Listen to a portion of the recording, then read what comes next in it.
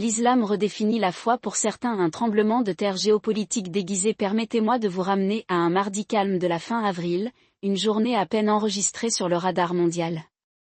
Dans le quartier populaire de Lavapié, à Madrid, une petite foule s'est rassemblée devant la mesquita de la M30, récemment rénovée, une mosquée qui, il y a 10 ans à peine, n'était guère plus qu'une salle de prière devant un magasin. Cet après-midi-là, un imam local a prononcé un sermon dans un parfait castillan, et non en arabe, et sa congrégation comprenait non seulement des immigrants nord-africains, mais aussi des siers indigènes des convertis, certains d'entre eux étant des athées de 3e génération, d'autres des catholiques déchus qui avaient trouvé dans l'islam quelque chose que l'Église n'offrait plus. L'événement en soi n'avait rien de remarquable. Mais ce qui s'est passé ensuite était tout sauf le cas. Un rapport des services de renseignement SICH, divulgué à El Confidencial la semaine suivante, a révélé que l'agence de sécurité intérieure du pays avait signalé une augmentation de 37% du nombre de Sikhs convertis à l'islam au cours des 5 dernières années. La plupart d'entre eux avaient moins de 35 ans, la plupart avec des diplômes universitaires, et un nombre disproportionné provenant de régions comme la Catalogne et le Pays basque, où le sentiment séparatiste couvait depuis longtemps. Le rapport a été enterré. Les médias en ont parlé comme d'une curiosité, voire pas du tout. Mais j'ai passé les 2 dernières décennies à suivre la manière dont la religion recoupe l'identité, le pouvoir et la géopolitique, et ce que j'ai vu dans ce rapport n'était pas seulement une note culturelle en bas de page. Ce fut le début d'un changement tectonique, susceptible de redessiner le paysage politique et stratégique espagnol d'une manière que personne à Bruxelles ou à Washington n'est prêt à admettre. Il ne s'agit pas ici de terrorisme. Il ne s'agit pas d'une « islamisation de l'Europe », comme le crie l'extrême droite. Il s'agit de quelque chose de bien plus subtil et d'une reconfiguration bien plus discrète de la foi, de l'identité et de l'allégeance qui se produit non pas à cause d'une grande conspiration, mais parce que l'ordre ancien s'effondre et que les gens, en particulier les jeunes, cherchent quelque chose en quoi croire. Et dans ce vide, l'islam offre des réponses que la société laïque et post-catholique espagnole ne peut plus apporter. Mais voici la partie dont personne ne parle, cela ne se produit pas seulement en Espagne. Cela se produit en France, en Allemagne, dans les Balkans et même dans certaines régions d'Amérique latine. Et les implications géopolitiques sont stupéfiantes. Parce que lorsque la foi change, la loyauté change également. Et quand les loyautés changent, le pouvoir aussi. Le fonctionnaire ce qu'ils veulent que vous croyiez si vous demandez au gouvernement SICH, à la Commission européenne ou aux grands médias, ce qui se passe avec l'islam en Espagne, c'est l'intégration. Une histoire de réussite.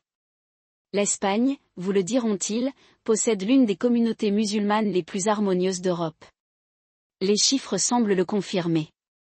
Selon l'Observatorio Andalusie, la population musulmane d'Espagne s'élève à environ 2,5 millions, soit un peu plus de 5% du total, bien inférieur aux 10% de la France ou aux 6,7% de l'Allemagne. La plupart sont des immigrés marocains ou leurs descendants, concentrés en Catalogne, en Andalousie et à Madrid. Le gouvernement souligne les faibles taux de radicalisation. On estime que seuls 200 citoyens sikhs ont rejoint des groupes djihadistes en Syrie et en Irak, une fraction des 1900 en France ou des 400 en Belgique. Les mosquées sikhs, diront-ils, sont modérées, bien intégrées et largement exemptes de l'influence salafiste qui sévit dans le nord de l'Europe. Le récit devient encore plus rose quand on regarde les convertis. L'Union de Comunidad Islámica de España affirme que les convertis sikhs estimés à environ 50 000 sont en grande majorité des musulmans culturels, attirés par l'accent mis par l'islam sur la communauté, la discipline et la justice sociale. Beaucoup sont des femmes qui apprécient la position de la religion sur la pudeur de genre, ou des jeunes hommes désillusionnés par l'hédonisme de la vie laïque européenne. La Fondation pour le pluralisme et la coexistence, financée par le gouvernement, a même lancé des programmes visant à promouvoir le dialogue interreligieux, présentant l'islam comme un simple fil conducteur dans la tapisserie multiculturelle espagnole. Et puis il y a l'aspect historique. Après tout, l'Espagne a été sous domination musulmane pendant près de 800 ans. Al-Andalus est romancé comme un âge d'or de tolérance, où juifs, chrétiens et musulmans vivaient en harmonie. Le gouvernement actuel, dirigé par le Parti socialiste ouvrier de Pedro Sánchez, s'est appuyé sur ce discours, présentant l'Espagne comme étant dans une position unique pour rapprocher l'Occident et le monde islamique. En 2021, l'Espagne est devenue le premier pays européen à accueillir le secrétariat de l'Union pour la Méditerranée, un organisme qui comprend 42 pays, dont la moitié à majorité musulmane. Madrid a également approfondi ses liens avec le Maroc, l'Algérie et les États du Golfe, se positionnant comme médiateur neutre dans des conflits comme celui du Sahara occidental. En apparence, tout cela ressemble à un modèle de multiculturalisme réussi. Une victoire pour la démocratie libérale. Un reproche aux propos alarmistes de l'extrême droite. Mais il y a un problème avec ce récit. Ce n'est pas seulement incomplet. C'est délibérément trompeur. Déconstruire ce qui se passe réellement, commençons par les chiffres. Le chiffre officiel de 2,5 millions de musulmans en Espagne est certainement sous-estimé. Le Pew Research Center estime que d'ici 2050, la population musulmane d'Espagne pourrait atteindre 8,1 millions, soit près de 18% du total, si les tendances actuelles en matière de migration et de natalité se poursuivent. Mais même cette projection ne tient pas compte des convertis. Le chiffre de 50 000 cité par Lucide? Ce chiffre est basé sur les témoignages des mosquées, et des spécialistes sérieux de la conversion religieuse comme David Voa de l'University College de Londres affirme que le nombre réel est probablement le double, voire le triple. Pourquoi? Parce que de nombreux convertis ne s'inscrivent pas auprès des mosquées. Ils exercent en privé ou font partie de cercles d'études clandestins qui n'apparaissent pas dans les statistiques officielles. Et c'est ici que ça devient intéressant. Les convertis ne sont pas seulement des individus pris au hasard. Ils sont regroupés dans des régions et des données démographiques spécifiques. En Catalogne, par exemple, le nombre de convertis natifs du CIS a bondi de 62% depuis 2017, la même année que l'échec du référendum sur l'indépendance.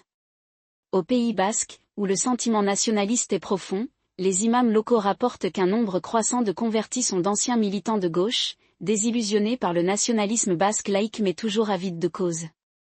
À Madrid et à Barcelone, les convertis ont tendance à être plus jeunes, urbains et instruits, précisément le groupe démographique que le parti d'extrême gauche Podemos a eu du mal à retenir.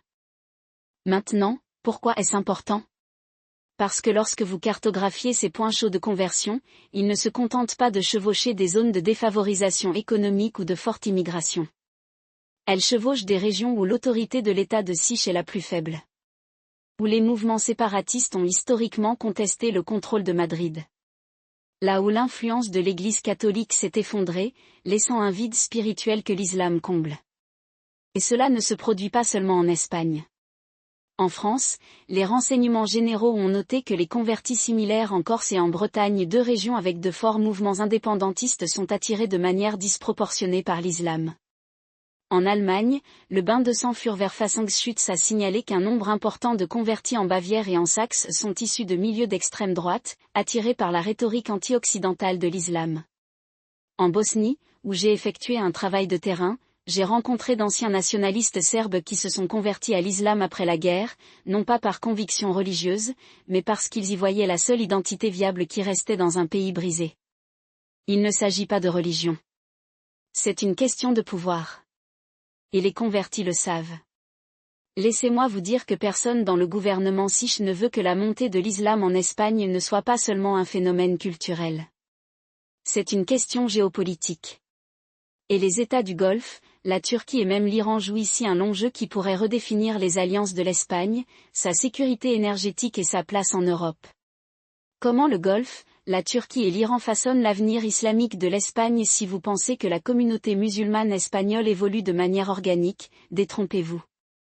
L'argent, l'idéologie et l'infrastructure derrière les mosquées espagnoles viennent de l'étranger et la concurrence pour l'influence est féroce. Commençons par le Maroc. Le voisin du sud de l'Espagne considère depuis longtemps sa diaspora en Espagne comme un atout stratégique. Rabat finance des mosquées, paie des imams et fournit même des manuels scolaires aux écoles islamiques. Mais l'influence du Maroc n'est pas seulement culturelle. C'est politique. En 2021, lorsque l'Espagne a renoncé à sa neutralité sur le Sahara occidental, vieille de plusieurs décennies, et a approuvé le plan d'autonomie du Maroc, ce n'était pas une coïncidence. Madrid était sous une immense pression, non seulement de la part de Rabat, mais aussi de la part de Washington, qui venait de reconnaître la souveraineté marocaine sur le territoire en échange de la normalisation des relations du Maroc avec Israël. Mais voici un sujet dont personne ne parle, la communauté musulmane d'Espagne, en particulier les mosquées à majorité marocaine, s'est mobilisée pour soutenir ce changement. Les imams de villes comme Barcelone et Malaga ont été chargés de présenter cette décision comme une « victoire pour la Oumma ». Et ça a marché. Les sondages ont montré que les musulmans de Siche étaient bien plus favorables au changement politique que la population en général. Ensuite, il y a l'Arabie saoudite. Pendant des décennies, Riyad a exporté son idéologie wahhabite ultra-conservatrice dans les mosquées de toute l'Europe, y compris de l'Espagne. Mais après le 11 septembre et la montée de l'EI, les Saoudiens ont changé de nom. Ils se présentent désormais comme des réformateurs, modérés, finançant des centres de dialogue interreligieux et des programmes de déradicalisation. En Espagne, le Centre culturel islamique de Madrid, l'une des plus grandes mosquées d'Europe, est financé par l'Arabie saoudite. Mais ne vous en faites pas, les Saoudiens jouent toujours le long jeu. Leur objectif n'est pas seulement de façonner l'islam siche. Il s'agit de garantir que l'Espagne reste un partenaire fiable pour les exportations énergétiques du Golfe, d'autant plus que l'Europe s'efforce de remplacer le gaz russe. La Turquie, quant à elle, adopte une approche différente. Sous Erdogan, Ankara s'est positionné comme le leader d'une identité islamique, euro-turque, qui séduit à la fois les immigrés et les convertis. La Diyanet, la direction des affaires religieuses de Turquie, finance des mosquées, forme des imams et gère même des écoles islamiques de langue turque en Espagne. Mais l'influence de la Turquie n'est pas seulement religieuse. C'est politique. En 2020, lorsque l'Espagne a arrêté plusieurs agents des services de renseignement turcs pour espionnage du mouvement Gülen, il ne s'agissait pas d'un incident isolé. Les agents turcs sont actifs en Espagne depuis des années, surveillant non seulement la diaspora turque, mais aussi les convertis siches qui pourraient sympathiser avec la vision d'Erdogan d'un califat ottoman renaissant. Et puis il y a l'Iran. L'influence de Téhéran en Espagne est moindre, mais non moins stratégique. Le Centre islamique d'Espagne de Madrid, lié à l'Organisation iranienne pour la culture et les relations islamiques, promeut l'islam chiite et organise des événements avec des religieux affiliés au Hezbollah. Mais le véritable jeu de l'Iran est idéologique. À la suite de la crise financière de 2008, alors que le chômage des jeunes Espagnols atteignait 50%, des centres culturels financés par l'Iran ont commencé à proposer des cours gratuits d'arabe et de persan, ainsi que des conférences sur l'économie islamique, un système qui promet de remplacer le modèle néolibéral défaillant. Pour les gauchistes désillusionnés de Siche, c'est une alternative séduisante. Maintenant, c'est ici que cela devient dangereux. Aucun de ces pays n'agit par altruisme. Ils ne font pas que promouvoir l'islam. Ils se disputent l'influence dans un pays situé au carrefour de l'Europe, de l'Afrique et de la Méditerranée. Et l'Espagne, avec son gouvernement faible, sa politique divisée et son taux de natalité en chute libre, est la cible idéale. Mais la vraie question, pourquoi maintenant? Pourquoi cela se produit-il en Espagne, entre autres? La réponse réside dans la lutte géopolitique plus large qui remodèle le monde.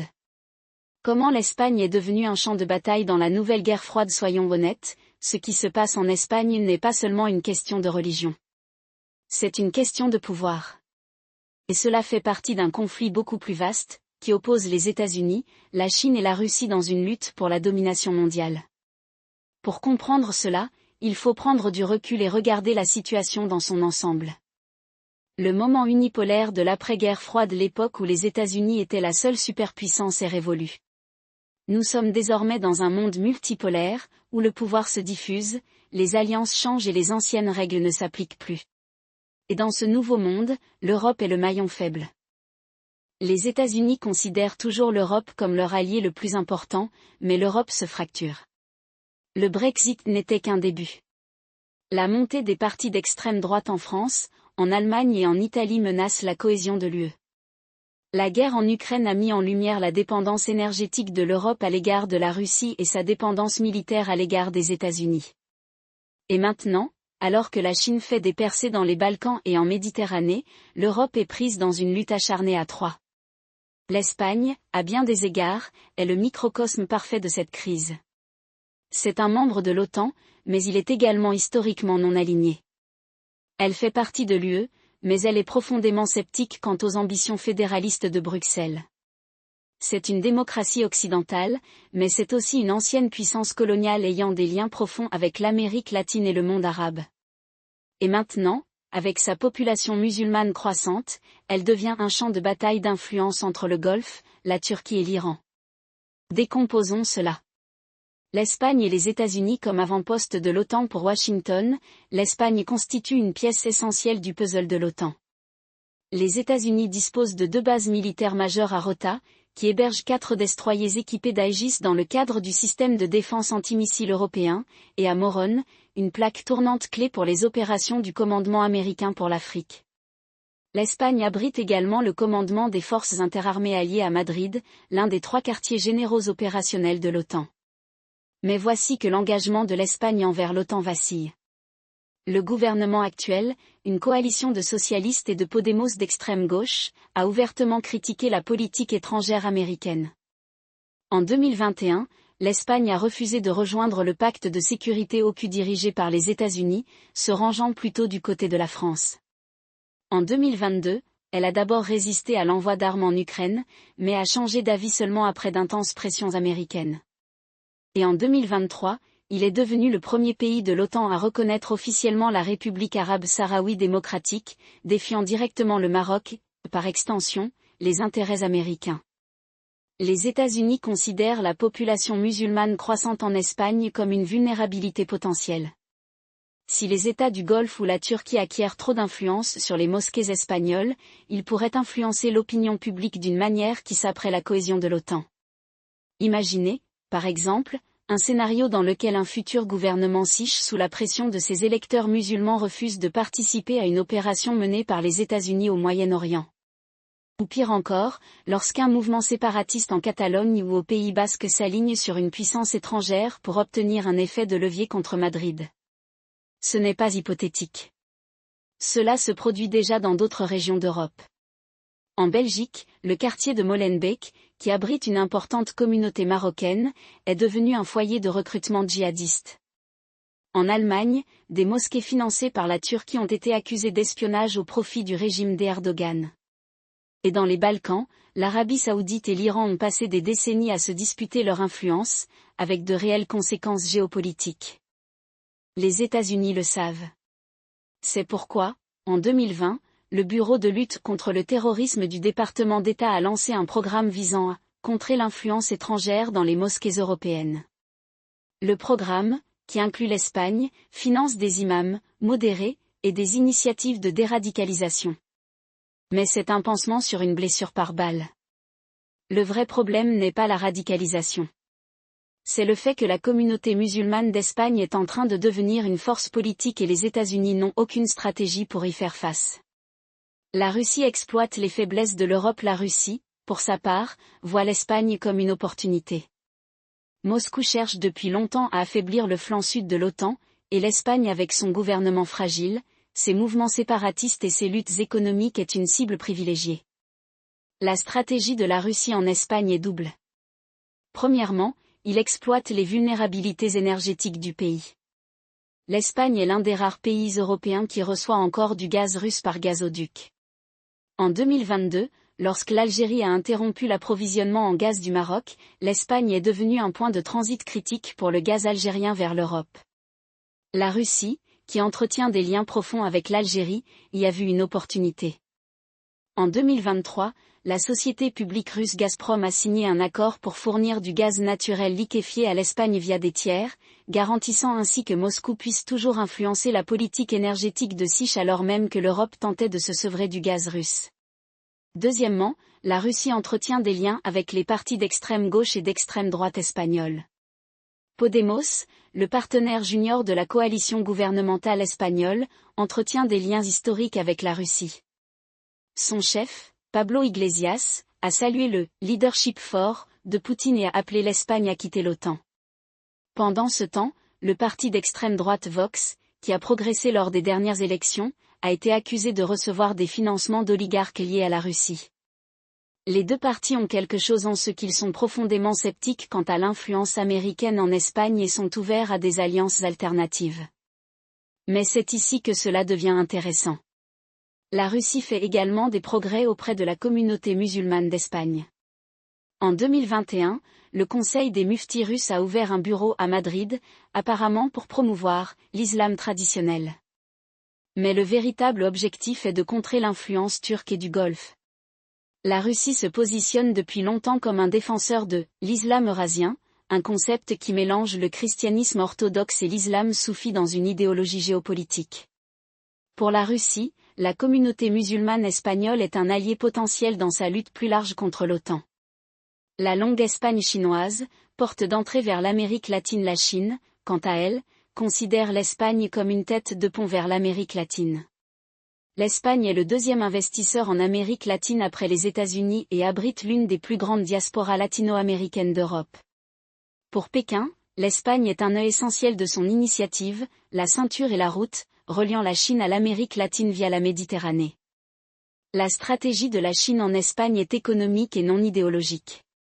Il investit massivement dans les infrastructures de Siche, ports, chemins de fer, énergie renouvelable.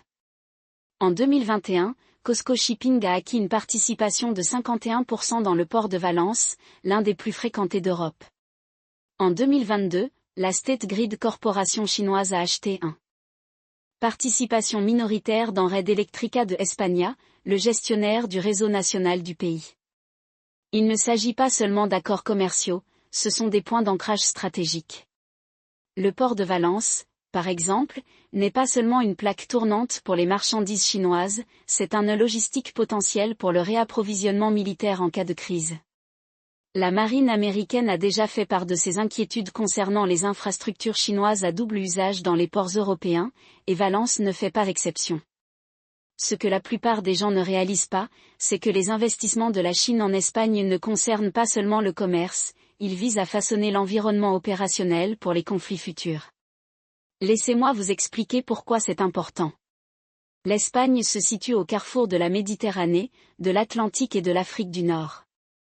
Il abrite deux des bases militaires les plus critiques de l'OTAN, la base navale de Rota, où les États-Unis stationnent des destroyers équipés d'Aegis, et la base aérienne de Morón, une base aérienne clé pour les opérations en Afrique et au Moyen-Orient.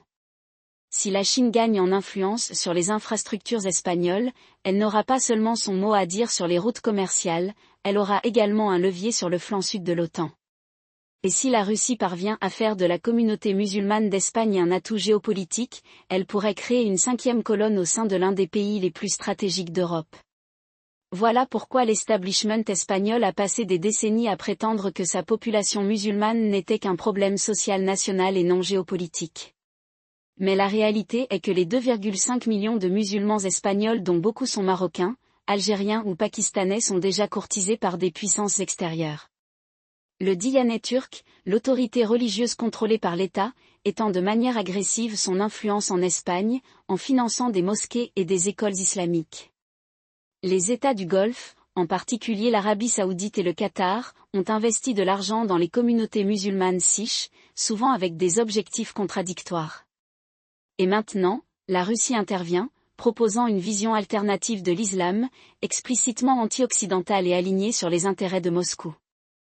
Ce qui est fascinant, c'est la façon dont ces dynamiques se recoupent avec les défis de sécurité plus larges de l'Espagne.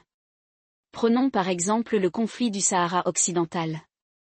La décision de l'Espagne en 2022 de soutenir le plan d'autonomie du Maroc pour le territoire abandonnant sa neutralité de longue date n'était pas seulement une question de diplomatie. Il s'agissait d'énergie et de migration. Le Maroc contrôle les gazoducs qui approvisionnent l'Espagne et constitue le gardien des migrants africains qui tentent d'atteindre l'Europe. Mais voilà, la monarchie marocaine possède ses propres réseaux islamistes et soutient discrètement les groupes salafistes en Espagne afin de contrer l'influence algérienne. Vous vous retrouvez donc aujourd'hui dans une situation dans laquelle la sécurité énergétique de l'Espagne, sa politique migratoire et sa politique musulmane interne sont toutes étroitement liées et toutes manipulées par des acteurs externes. Parlons maintenant des implications militaires. Les forces armées espagnoles sont parmi les plus compétentes de l'OTAN, mais elles sont également sous pression. Le pays a augmenté ses dépenses de défense pour atteindre 2% du PIB en 2023, mais une grande partie de cet argent est consacrée à la modernisation d'équipements vieillissants plutôt qu'à l'augmentation de ses capacités. Pendant ce temps, le service de renseignement militaire espagnol, le CNI, a tiré la sonnette d'alarme concernant les opérations d'influence étrangère ciblant les musulmans sikhs. En 2021, le CNI a averti que les services de renseignement russes et turcs recrutaient activement des informateurs au sein des communautés islamiques espagnoles, en particulier parmi les convertis et les immigrants de deuxième génération. La tendance la plus inquiétante est la montée de ce que les responsables de la sécurité de Sich appellent le « djihadisme local 2.0 ». Contrairement à la première vague de terrorisme inspirée par Al-Qaïda dans les années 2000, cette nouvelle menace concerne moins les cellules organisées que les acteurs isolés radicalisés en ligne. Mais c'est là que cela mène, bon nombre de ces individus ne sont pas seulement inspirés par l'État islamique ou par Al-Qaïda, ils sont également influencés par des récits anti-occidentaux plus larges qui s'alignent sur la propagande russe et iranienne. En 2022, la police de Sich a arrêté à Barcelone un groupe d'hommes d'origine marocaine qui préparaient des attaques contre des installations militaires. Les enquêteurs ont découvert que le groupe avait été en contact avec des individus liés à la fois à l'État islamique et aux services de renseignement russes.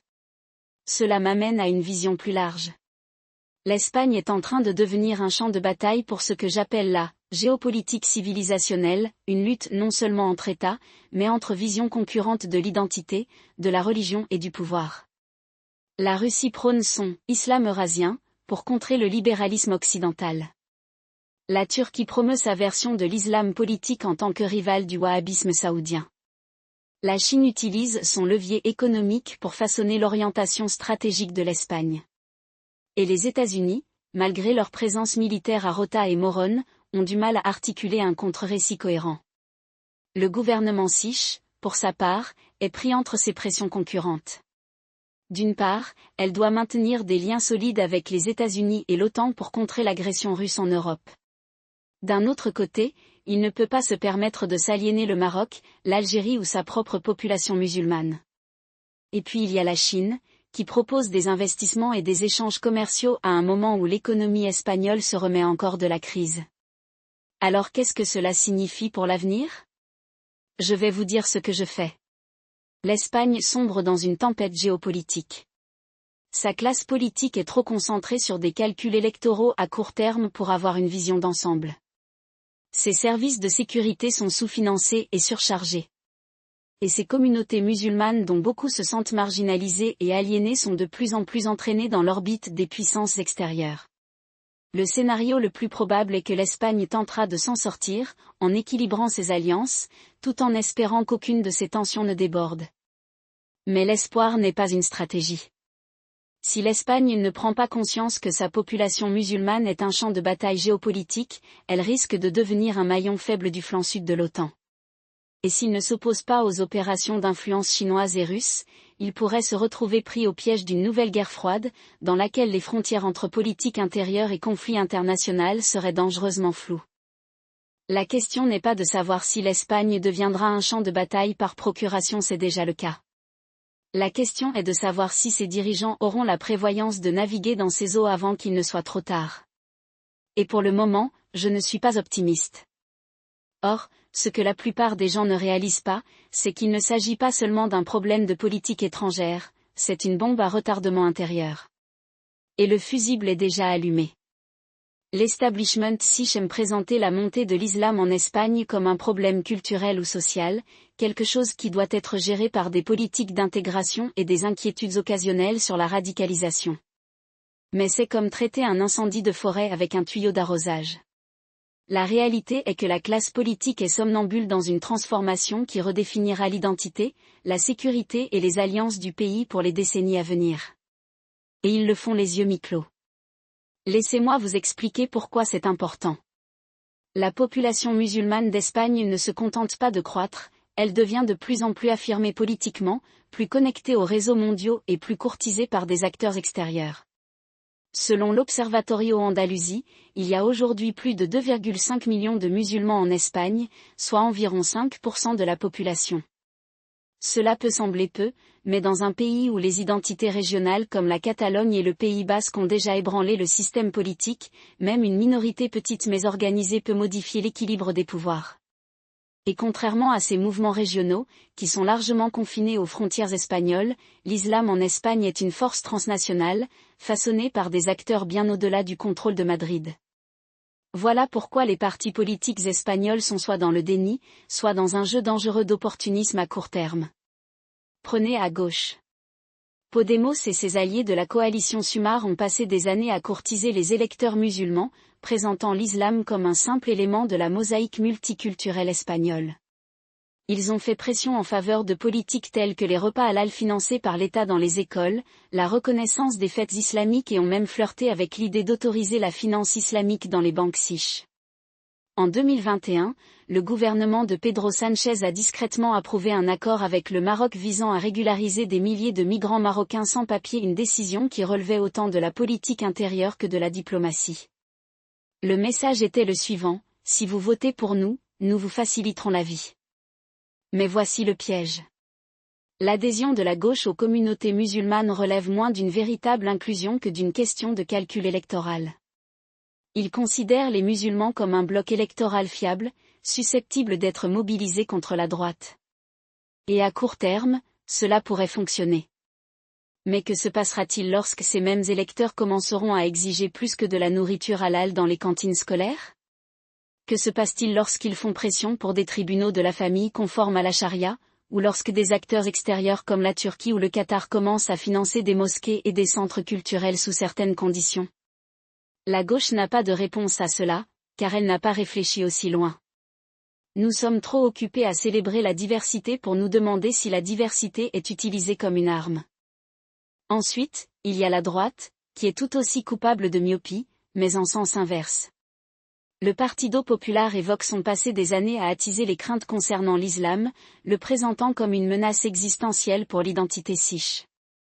Vox, en particulier, a fait de l'opposition à l'islam un élément central de son programme, mettant en garde contre un grand remplacement et poussant à des politiques telles que l'interdiction du hijab dans les espaces publics. En 2022, le gouvernement régional de Madrid, dirigé par le PP, a adopté une loi interdisant les symboles religieux dans les écoles publiques, une mesure largement considérée comme ciblant les filles musulmanes. Et en Catalogne, le PP s'est allié à des groupes d'extrême droite pour s'opposer à la construction de nouvelles mosquées, arguant qu'elles sont des « chevaux de Troie » de la radicalisation. Mais voici le problème avec la droite, elle n'est pas seulement inefficace, elle est contre-productive. En traitant l'islam comme un monolithe et les musulmans comme une cinquième colonne, ils poussent les musulmans modérés dans les bras des acteurs mêmes auxquels ils prétendent s'opposer. Lorsque vous dites à un jeune musulman siche qu'il n'a pas sa place dans son propre pays, il n'abandonnera pas soudainement sa foi. Ils vont chercher des alternatives et ces alternatives sont proposées par des organisations comme le Diyanet turc, qui gère des dizaines de mosquées en Espagne, ou par des organisations financées par le Golfe qui prêchent une version plus conservatrice et politisée de l'islam. La rhétorique de la droite n'arrête pas la radicalisation, ça l'accélère. Et puis il y a le centre, là où réside le véritable danger. Le Parti socialiste et Ciudadanos ont passé des années à essayer d'enfiler l'aiguille, en offrant juste assez de concessions aux communautés musulmanes pour les maintenir silencieuses tout en évitant le genre de réaction négative qui pourrait leur coûter des voix. Mais c'est le pire des deux mondes. Cela ne suffit pas à satisfaire les demandes des dirigeants musulmans, qui se tournent de plus en plus vers des soutiens extérieurs. Et cela ne suffit pas à rassurer le public siche, de plus en plus inquiet face à l'évolution démographique du pays. Le résultat est un vide politique, comblé par des acteurs étrangers. Laissez-moi vous donner un exemple. En 2019, le gouvernement siche a discrètement approuvé un accord avec le Maroc autorisant la construction d'une nouvelle mosquée massive à Ceuta, l'une des enclaves espagnoles d'Afrique du Nord. La mosquée, qui sera la plus grande d'Espagne, est financée par l'État marocain, une décision qui relève autant de la géopolitique que de la religion. Le Maroc revendique depuis longtemps Ceuta et Melilla comme sienne, et en y construisant une mosquée, il revendique symboliquement ce territoire. Le gouvernement siche, pour sa part, voit dans cet accord un moyen d'apaiser les tensions avec Rabat. Mais ce qu'ils n'ont pas pris en compte, c'est que cette mosquée deviendra une plaque tournante de l'influence marocaine en Espagne, un lieu où les imams formés à Rabat prêcheront une version de l'islam alignée sur les intérêts du royaume et non sur ceux de l'Espagne. C'est ainsi que la géopolitique s'infiltre dans la politique intérieure. Il ne s'agit pas de grandes conspirations ou de complots secrets. Il s'agit de changements progressifs mosquée par mosquée, vote par vote, politique par politique qui réorientent lentement l'identité d'un pays. Et l'Espagne est particulièrement vulnérable à ce type d'influence en raison de la fragmentation de son système politique. Aucun parti ne détenant la majorité au Parlement, les gouvernements sont contraints de faire des concessions aux petits partis, dont beaucoup ont leur propre programme. Le mouvement indépendantiste catalan, par exemple, a été courtisé à la fois par la gauche et la droite, chaque camp offrant des concessions en échange de son soutien. Imaginez maintenant qu'un parti musulman émerge en Espagne, capable de faire basculer les élections dans des régions clés comme l'Andalousie ou la Catalogne. Ce n'est pas un scénario tiré par les cheveux, cela se produit déjà dans d'autres pays européens, comme la Belgique et les Pays-Bas. Voici le scénario qui m'inquiète le plus. Au cours des 5 prochaines années, l'Espagne sera confrontée à une série de stagnations économiques, à une résurgence de l'extrême droite et à des tensions croissantes avec le Maroc sur la migration et le Sahara occidental. Dans le même temps, sa population musulmane continuera de croître, à la fois grâce à l'immigration et à des taux de natalité plus élevés. Et à mesure que cette population deviendra plus active politiquement, elle commencera à exiger plus de représentation, plus de mosquées, plus d'accommodements religieux, plus d'influence dans la politique locale et nationale. L'État de Sich, déjà mis à rude épreuve par le régionalisme et les difficultés économiques, aura du mal à réagir. Et c'est à ce moment-là que les acteurs extérieurs interviendront. La Turquie proposera de financer davantage de mosquées, comme elle le fait déjà en Allemagne et dans les Balkans. Le Qatar va intensifier ses investissements dans les médias et les institutions culturelles siches, comme il l'a fait en France et au Royaume-Uni. Le Maroc utilisera son influence sur la migration pour obtenir des concessions, comme il le fait depuis des années. Et la Russie, toujours opportuniste, attisera les divisions en amplifiant les discours d'extrême droite et islamistes en ligne. Le résultat sera un pays de plus en plus polarisé, de plus en plus dépendant des clients étrangers et de plus en plus incapable de tracer sa propre voie. Maintenant, je ne dis pas que l'Espagne est condamnée. Mais je dis que ses dirigeants jouent avec le feu, et ils ne s'en rendent même pas compte. Le résultat le plus probable est que l'Espagne s'en sorte, comme elle le fait toujours, en équilibrant ses alliances, en faisant juste assez de concessions pour maintenir la paix et en espérant que rien n'explose. Mais l'espoir, comme je l'ai déjà dit, n'est pas une stratégie. Et dans ce cas, c'est la recette du désastre. La vraie question est de savoir si la classe politique espagnole se réveillera avant qu'il ne soit trop tard. Vont-ils commencer à traiter l'islam comme une question géopolitique, et pas seulement comme une question sociale? Vont-ils investir dans la lutte contre les opérations d'influence étrangère, plutôt que de simplement y réagir? Auront-ils enfin une conversation honnête sur ce que signifie être siche au XXIe siècle? Pour l'instant, les signes ne sont pas encourageants. Mais s'il y a une chose que l'histoire nous enseigne, c'est que les pays changent rarement à moins d'y être contraints. Et l'Espagne, je le crains, manque de temps. Ce que la plupart des gens ne réalisent pas, c'est que la situation difficile de l'Espagne n'est pas unique, c'est simplement une version plus extrême de ce qui se passe dans toute l'Europe. Mais voici le malaise, les dirigeants espagnols se sont convaincus qu'ils peuvent gérer cette transition sans affronter ses implications plus profondes. Ils traitent l'islam comme un accessoire culturel, quelque chose qui doit être toléré plutôt que compris, tout en ignorant la manière dont il est transformé en arme par des puissances extérieures. Et c'est là que l'échec de la grande stratégie devient flagrant. Laissez-moi vous expliquer pourquoi c'est important. La politique étrangère de l'Espagne a longtemps été définie par 3 adhésions à l'OTAN, l'intégration à l'UE et une relation privilégiée avec l'Amérique latine. Mais au cours de la dernière décennie, 2 de ces piliers ont été discrètement mis à mal. Les politiques migratoires de l'UE ont laissé l'Espagne tenir la main sur la sécurité des frontières, tandis que l'attention portée par l'OTAN à la Russie a détourné l'attention de la menace plus immédiate de radicalisation islamiste à l'intérieur de ses propres frontières. Pendant ce temps, le Maroc a déjoué l'Espagne à chaque instant, en utilisant Ceuta et Melilla comme monnaie d'échange, en tirant parti des flux migratoires et en orchestrant même la crise de 2021 au Sahara occidental avec une précision chirurgicale.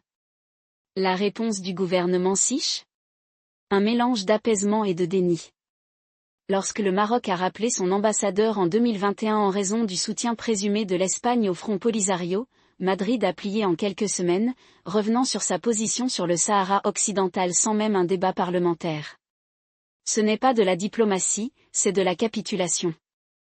Voilà que l'establishment espagnol fonctionne toujours dans l'illusion qu'il peut équilibrer indéfiniment ses pressions concurrentes. Ils pensent qu'ils peuvent maintenir la Turquie et le Qatar à distance tout en maintenant de bonnes relations avec le Maroc. Ils croient pouvoir intégrer une population musulmane croissante sans s'attaquer aux fractures idéologiques qui en découlent. Et ils supposent que la réaction de l'extrême droite restera contenue, même si Vox continue de gagner du terrain en Andalousie et en Catalogne. Mais la grande stratégie ne fonctionne pas de cette façon. On ne peut pas jouer sur les deux côtés d'une ligne de fracture géopolitique sans finalement en être déchiré. Alors, quelles sont les alternatives de l'Espagne ? Il existe 3 grandes voies à suivre, chacune comportant ses propres risques et compromis. La première est la voie d'un déclin maîtrisé, celle sur laquelle se trouve actuellement l'Espagne.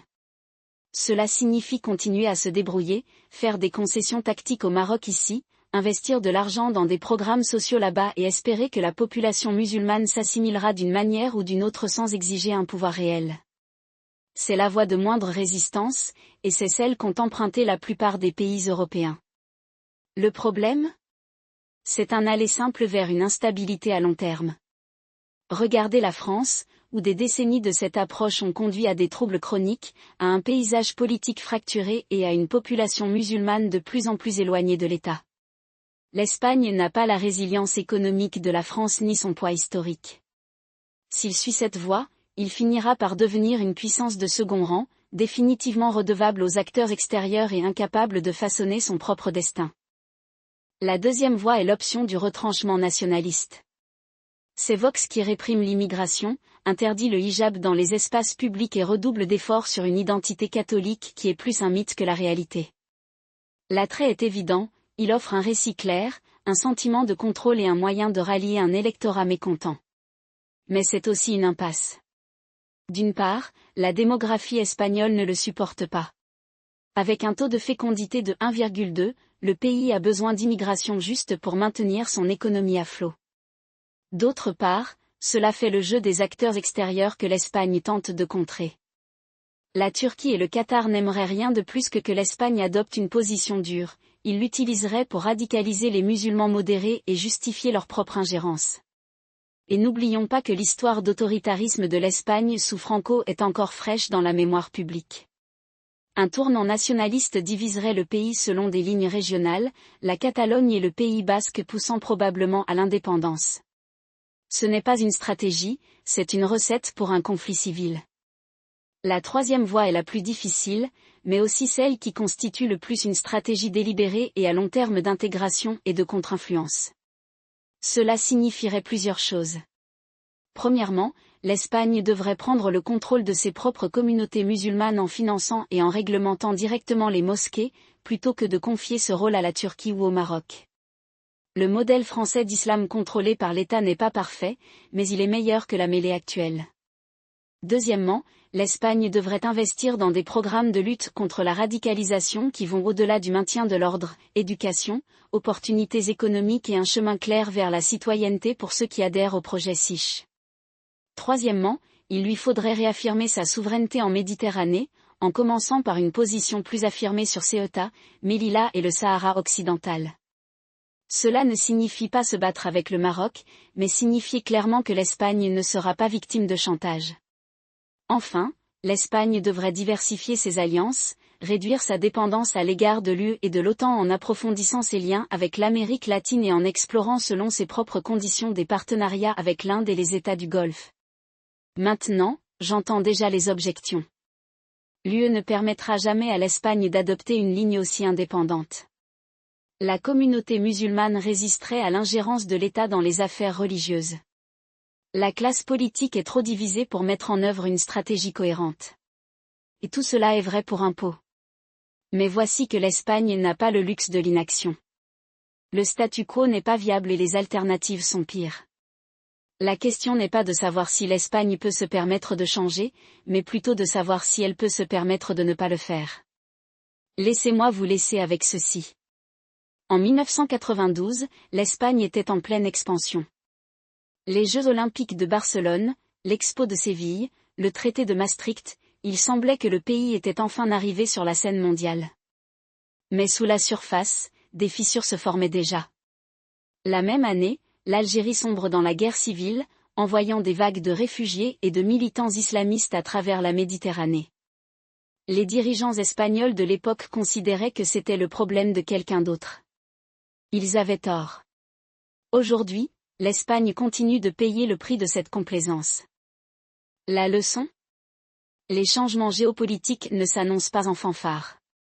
Ils s'insinuent à la périphérie, déguisés en problèmes sociaux ou en tendances culturelles, jusqu'à devenir soudain le défi déterminant d'une génération. Les dirigeants espagnols ont le choix, ils peuvent attendre que la crise s'abatte sur eux, ou ils peuvent agir maintenant, pendant qu'ils ont encore la possibilité d'en déterminer l'issue. Mon argent est sur le premier. Parce que, d'après mon expérience, les pays ne changent que lorsqu'ils n'ont pas d'autre choix et à ce moment-là, il est généralement trop tard.